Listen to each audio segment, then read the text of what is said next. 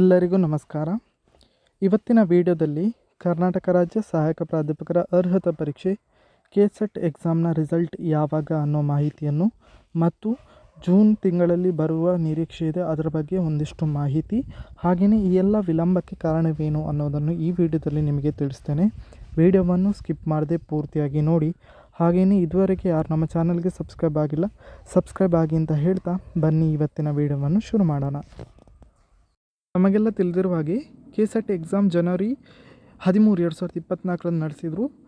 Final key ಆನ್ಸರನ್ನು ಬಿಟ್ಟು score ಕಾರ್ಡನ್ನು ಸಹ ಬಿಟ್ಟಿದ್ದಾರೆ. ಆದರೆ ಅಂತಿಮ ರಿಸಲ್ಟನ್ನು KE ಅವರು ಬಿಡಲಿಲ್ಲ.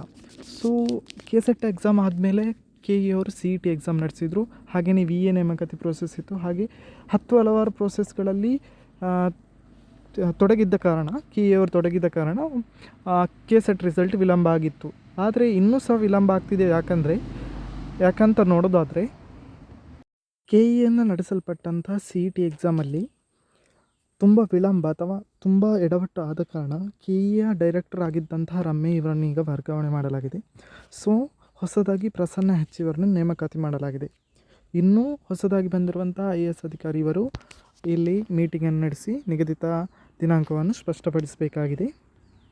ಹಾಗೆಯೇ KE ಅವರಿಗೆ ಕಾಲ್ ಮಾಡಿ ನಿನ್ನೆನೂ ಕೇಳಿದಾಗ ಅವ್ರು ಹೇಳ್ತಿದ್ದಾರೆ ಇನ್ನೂ ಸಹ ಸ್ಪಷ್ಟವಾದ ದಿನಾಂಕವನ್ನು ನಿಗದಿಪಡಿಸಿಲ್ಲ, ಯಾವಾಗ ಬೇಕಾದರೂ ರಿಸಲ್ಟ್ ಬರ್ಬೋದು ಅನ್ನೋ ಮಾಹಿತಿಯನ್ನು ಹೇಳ್ತಿದ್ದಾರೆ ಹೊರತು ಯಾವುದೇ ಸ್ಪಷ್ಟವಾದ ದಿನಾಂಕವನ್ನು ಹೇಳ್ತಿಲ್ಲ. ಸೊ ಇನ್ನೂ ಹಾಗೆಯೇ KEಯಿಂದ CET ರಿಸಲ್ಟನ್ನು ನಾಳೆ ಬಿಡುವ ಕಾರಣ, ಅಂದರೆ May 20ಗೆ ಬಿಡುವ ಕಾರಣ KE ಅವರು ಆ ಪ್ರೋಸೆಸ್ಸಲ್ಲಿ ತೊಡಗಿದ್ರು ಅನ್ನೋದೊಂದು ರೀಸನ್. ಅದಕ್ಕೋಸ್ಕರ